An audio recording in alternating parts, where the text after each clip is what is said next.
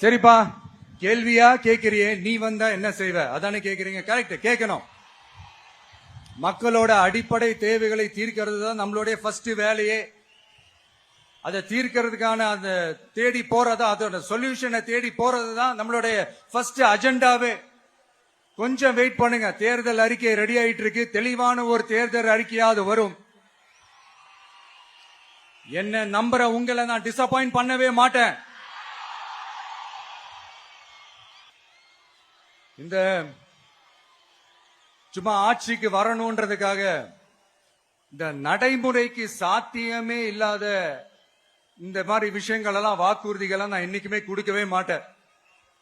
அதே மாதிரி ஆட்சிக்கு வந்ததுக்கு அப்புறம் கூட அவங்க அது தரல, இவங்க இது தரல அப்படின்லாம் பம்மிக்கிட்டு இல்லாம உங்களுக்காக எந்த எக்ஸ்ட்ரீமுக்கும் போய் நான் போராடவும் தயாரா இருக்கிறேன்.